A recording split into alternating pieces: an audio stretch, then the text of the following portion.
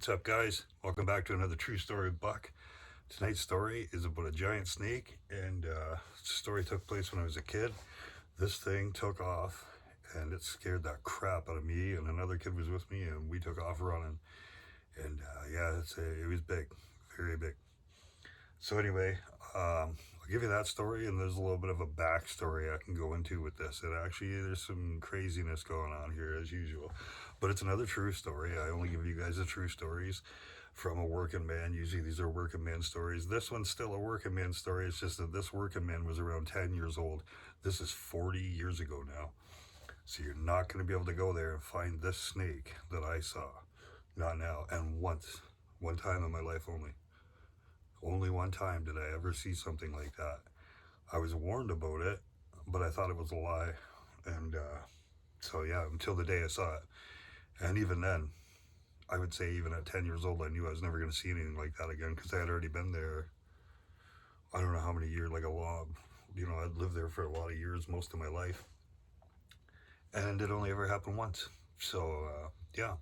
So anyways, what you've got, we grew up on an acre of land, and then there was a field around our acre of land, and then the neighbor's house.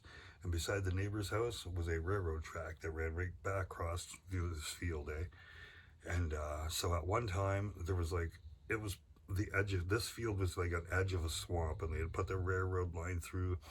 The other side was like a 40-acre, 50-acre swamp forever, so it was huge. And in my lifetime, when I was a kid, I watched them drain that swamp on the other side. Now, on the side that we were on the other side of the railroad tracks, we had what we call Baker's Pond, and that's where this story took place. That was the biggest pond on the property. And buddy of mine, like I say, I don't like to drop people's names. A buddy of mine, we were kids, we were like 10, 11 years old, something like that, maybe even 8 or 9. We were pretty young. But we're walking along, we come off, we had a trail. So here's my house here where we're pointing. Baker's Pond is back here. So you had to walk through the field over by Baker's Pond, and then there was a trail that went up onto the railroad tracks, and you go walk the railroad tracks back forever. There was bush, ponds, everything. At that time, I probably didn't go that far yet because I was still kind of young, but it's probably going back a little ways, back the railroad tracks, right? The older you get, the farther you would go. But so on this particular day, Baker's Pond is probably a quarter mile from my house that I grew up in. So from this acre of land I'm on, it's about a quarter of a mile through the field. It's a trail. This field was like, maybe an old farm field that was used way back in the day. But I'm going to say for like 20 years or more before I came along, that field was not being used. It just sat there. To this day, that field now has kind of like tent things in there for tourists or something weird now. But it's never really been planted. There's never been a crop on that field that I've ever seen in my life. But so on this particular day, my buddy and I were coming off the railroad tracks, right? So we come off the tracks and we come down like this, and we're crossing in front of Baker's Pond. Now, I remember my buddy Kevin laughing at me when I told him this story, because when I got to this part of the story, he's like, "You thought it was a deer?" And he was laughing at us, right? Because I'm telling a story about a giant snake. I've never told this story publicly before, so I'm glad to get it out there because this is 100% real. It actually happened. So like I say, sorry, we come off the road tracks. We're walking by Baker's Pond, and that sound that a deer makes when it goes crashing away from you is what we heard. It was like, it was loud, like a big deer. So as a kid, even as an adult, something can startle you and you go, holy crap, what's that? It was loud, but it was the sound of cattails, something crashing through the cattails, like a deer. A big deer makes that exact same crash. That's how loud this was. So it's that exact same sound. But when we looked over, what I remember seeing for 4 seconds, maybe 3 in my life, was one of the most craziest, insane things ever. I don't know how familiar you watching this story right now with cattails and how big they are when they're green in the summer, especially as a kid. Like, they're twice the height of you as a kid. They're still over my head now. I'm not 6 foot. I'm probably close to 6 foot, but cattails, I know for a fact, are a little over my head when you get into a big area. And this was in the middle of this pond, there was water, and then the outside 40 feet or so of this pond where we were was all cattails. This thing here, we heard the crashing, we look over, and his head is out. Keep in mind, so I'm close to 6, so 7 to 8 feet cattails are, right? Well, this guy's head's out there 4 or 5 feet above the cattails, and he's doing this, getting away. He's going away from us, but it's like there was 4 to 5 feet of neck and head out over top of these cattails. I'm in southern Ontario, where right now we're locked down, heavy winter. This is not a place where we grow giant snakes. And it was dark in color, most likely a water snake. And I think what you had is like some big ones that had lived back in this swamp, not really been molested by man. You know what I mean? Nothing really going on there to disturb them, and there had been some that were big, and there's a backstory to that. So this one here that we saw, I have a theory today now as an adult. The more I think about it, the more I think that when he heard us walking by, I've got 2 kids walking through in this trail, and it's long grass and it's noisy. So he's in between us and his pond. So of course he's going to go to safety, he's going to go to water. But I think what he did, where he took off from, you have what you call your muskrat houses, those big hubs. I think he was probably on top of one of those, getting a little sun and stuff, right? And even though it's all water right there around him, he could have just went right down in the water. We would have never known, right? Because it's all like, say, 6.5, 7 foot tall cattails around. So you can't see the muskrat houses. You can't see the top of them. When it's a wall of cattails, you can't see in. And where he took off from, there's always a muskrat house there in that area of the pond where he took off from. So if he was sitting on top of that, he wouldn't really have looked like he would have looked. He could have been smaller and looked bigger if he panicked and come up off the top of that thing. But he went for a ways. Like he went 20 feet or so where he was going, and it was loud. When he hit the water, if anybody's a pond expert, this pond would be maybe a little less than half an acre of water, and the rest of it's all cattails and stuff around it. So if you're an expert in water and you know these things, he hit with force, kaboom, when he hit that water, right? Where the wake was like 3-4 inches. I remember watching that go out in the water. We were just kind of standing there in shock for a second, and then we took off for home. We were running. That thing, that was once in a lifetime. I don't know if God is real. I don't know if that is but if God is real, thank you for allowing me to see that, because I'll never see that again. Most people never would. I mean, I grew up in a time that was kind of still wild. This was 40 years ago, so I mean, not that wild, but a little more wilder than now. And you're just not going to go out there and see this anymore, especially not in an area that's not known for big snakes. If you grew up somewhere in Africa where there's big snakes, or the Amazon, then my snake's probably small compared to yours that you saw if you grew up, you know what I mean? But for me, growing up here, we ain't used to seeing giant snakes, you know what I mean? And this was dark in color too. It was a blacker colored snake, you know? From what I can remember, like I say, it happened fast. I never seen or heard anything move like that in my life, ever. So let's get into the backstory on this. Now, Baker's Pond, that's the name that we as kids had given this big pond. We called it Baker's Pond because the guy that owned it, his last name was Baker. So we didn't call the field Baker's Field, even though it was their field. But Baker's Pond was just the name. I don't know, your kids, you just do these things, right? But so when we moved into this property, we were still, you know, this would have been maybe when I was 5 years old or something, pretty young, when we moved onto this acre of land that was surrounded by this old farm. Now the neighbors next door, and this is like a quarter mile away from where my mother actually grew up, right? So my mother knew these people. And she told us, she said, if you kids are going to be playing in that field at all, right, if you're going to be going off the property, playing in the field, you have to walk over next door and ask permission. You have to introduce yourself and ask permission to play in their field. They're nice people. I know them. You can tell them that, you know, I'm your mother. So we're like, oh, okay, this should be easy enough, right? And like, who wouldn't want to play in this field, which was, I don't know, probably like 30 acres of field, and it was all wild and overgrown. You know, many ponds and some trees and whatnot. So, of course, as a kid, you're going to want to go play in this field. So, we go over to ask these people permission. Well, now, let me tell you, you don't meet people like this anymore. These people are all gone. Maybe the daughter might still be alive. I'm not sure. But there was a mother and father and a brother and sister still living there.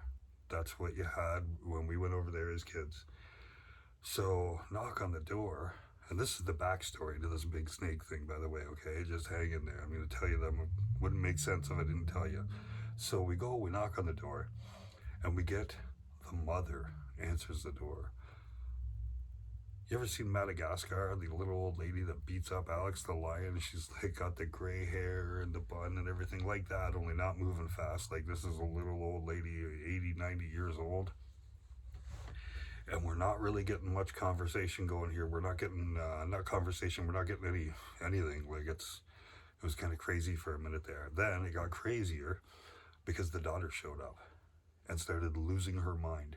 She would have been, I'm saying, around 40 at the time. Like I say, I'm like 5. My brother and sister are a bit younger than me. And this chick's losing it, wanting to know who we are, what they're doing on their property. You know, this was Karen before Karen. For real, okay? So she's losing it. The father comes out. He starts kind of screaming too. And then all of a sudden, in comes this guy with a suit and tie sliding in out of nowhere. Takes complete control of the situation. This is the son of this family. That's kind of like some of the movies you might see where people that are like inbred. That's how long ago, and these people were country. But they didn't work their land. They didn't work in their farm. They didn't have animals. It was just, and everything was all overgrown. Their whole property, it was, and the house was like barely standing. Like this was old school, right? Crazy family. So we're like, what have we got ourselves into here? So the son starts arguing with the sister right in front of us, and he's more or less like wins this argument by yelling at her like, these are just kids, you don't talk to kids like this, you be nice to kids. And he's going nuts, but somebody's on our side for a second, so it's like hoorah, right on it. And so this guy, finally, the rest of the family kind of, and they go off, right? And this guy's looking at us like, who are you guys? You know, where did you guys come from? Being nice, but concerned at the same time. We're like, we say our mother's name. We moved in next door. She sent us over to ask you if it's okay if we play in your field. And he's like confused, like really confused. He knows who my mother is when we say this, but what he's confused at, because like I say, these people weren't really all there, right? They weren't really playing with a full deck of cards. And we could see this already as kids. Like we had no idea before we walked over there, but now we do. And this guy, he's confused and he wants to know why would anybody want to play in a field? It just didn't make sense to him. I was a pretty good talker even as a kid, and this is where I jumped in. And I said, oh, you know, we're just kids, and it's kind of fun for kids to just run around and just play. And I'm making stuff up like this to him just to make it sound like we want to run around and play tag and hopscotch or something, you know, just thinking of old stuff to say. Like, I don't want to tell this guy we want to go make forts and fuck around and do fun stuff. I don't want to, he's going to be more confused. So I'm just telling him like the normal kid thing, like, oh, we just want to do this and that, yeah. And he's like, oh, yeah, you know, I see, yeah. This guy, he was probably close to 60, even though his sister was a lot younger. She was probably 40. And never seen him, including that day, out of a suit and tie ever. Never ever. He worked in a bank. So he put on like a normal front. And he was somewhat of a normal guy, really, for the whole, he was the only one of the whole family, kind of was, you know. And so, of course, he's actually gone now, too. He's passed on many years ago now. And, of course, his mom and dad did. They were really old even back then. So his sister maybe might still have a house here in town. I really don't know. She was somewhat normal, but like an extreme Karen. Why, I don't know. But, so anyway, this guy, he finally sees what I'm saying. about, yeah, you know, these are kids. They just want to run around and play in the field. You know, they don't want to just sit at home and be bored, right? There's this big, beautiful field right there they can go play, and why not, right? They're just kids.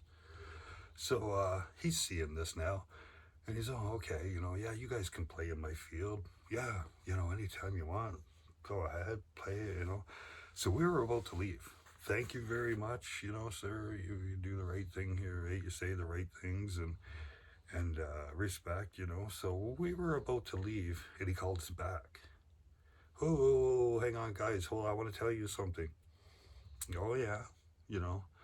And like, I'm being careful with these people because now my guard's up 100%. I'm the oldest brother, even though I'm just a kid. Like, I got to take care of my siblings, and these people are crazy.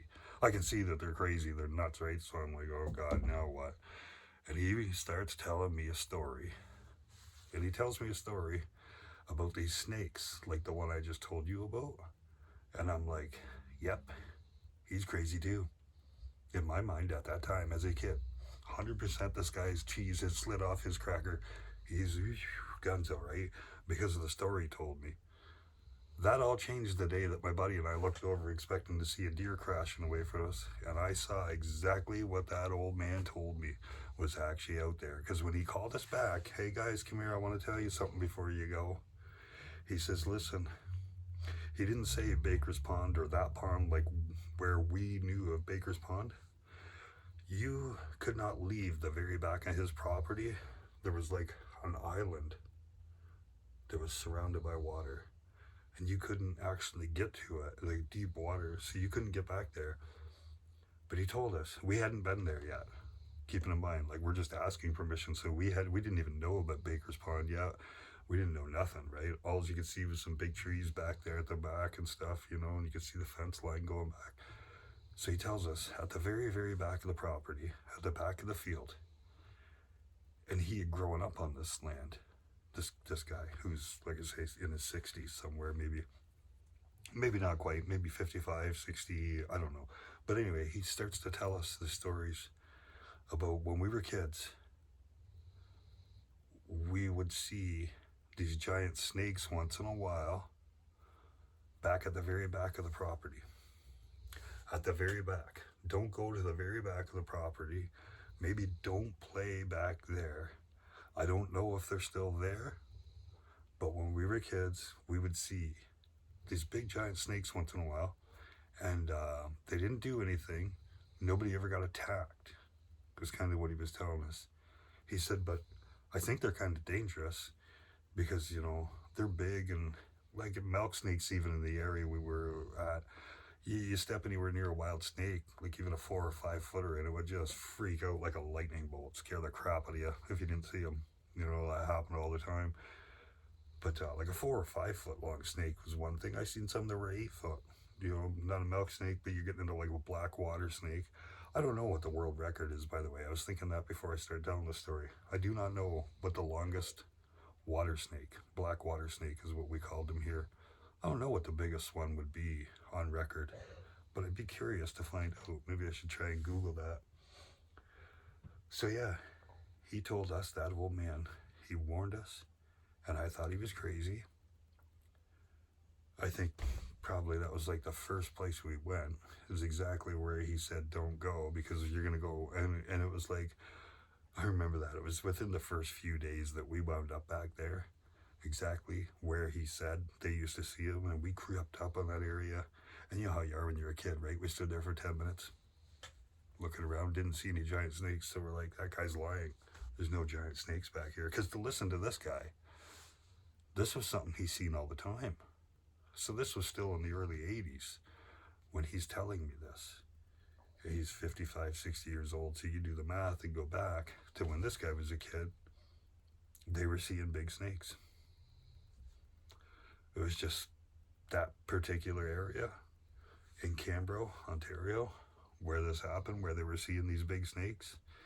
And I know the day that my buddy and I say, I don't want to drop any names, but I will say this, his last name was Ricker. So if you see this, get a hold of me someday, because we should get together and tell this story. Honest to God, I haven't seen you. If you're seeing this, I have not seen you since we were kids. But you know what happened, I know what happened, and we should get together and tell the story for people, because that was crazy what we saw. That was literally crazy. I'll say for you guys right now, everybody else watching this, when I was a kid and we tried to tell this story, people did not believe us because we were kids. They just simply did not believe us. But it happened. It is true. You know what I'm saying? Now, in my opinion, some of these good size snakes, there was a nest of biggies, big ones back in there, when that old man was a kid. And the one that I saw must have been like just one of the last ones, the last offspring even of what that guy was seeing. We saw something that was just the very end, lucky, like winning the lottery to see that. Just you know, and length, hard to say because like you couldn't see the whole body of this thing, but like I always used to say 20 feet. And I don't know how, it's hard to say how accurate that'd be, but he was thick. He was big. At this time in my life, you didn't have people like releasing pylons, yeah. People who weren't releasing pythons and boas and stuff. They weren't a common snake that for people to have as a pet around here or nothing like that. Like that was not, this was like just pure countryside, old school. You know what I mean? We didn't have that stuff around. And this was the, you know, like I say, the old guy had the story. So what I saw was something that that bloodline now is probably completely gone. I still to this day work not very far away from that area, and some of the areas I work in is a bit swampy, and I know the people that grew up around there, you know, my age and a little younger than me, they don't have one of these stories. They've never said to me, yeah, I saw. So I've told them my story, but they've never said, yeah, we seen that too. So like I said, you ain't gonna. The guy that owns the property now, I don't know, but he does go where the story that I had take place. That guy that owns this Baker's old property, he goes to a pig roast I go to. So this year, this coming summer, I'm going to pull that guy aside, and he's probably going to think I'm crazy and that I'm lying to him. But I'm going to let him know the story about not only what I saw, but what the old man told me when I was a kid. You know what I mean? So that's my story, and that's a true story. That's my giant snake story. I know it's not too exciting, but that does kind of give you the backstory to this. Like, I wasn't the only one, but I was just, like I said, I was lucky enough to see one last one of what that old man told me. And I thought he was crazy. And now you probably think I'm crazy, but he saw what he saw, obviously, and so did I. And the only reason I ever believed his story was because once I had seen it for myself with my own eyes, it's like, holy shit, that's exactly what that old man said. And with that, I love you guys, and I'll see you with the next story, and it won't be so scary. Maybe. We'll see. All right, you guys, have a good one.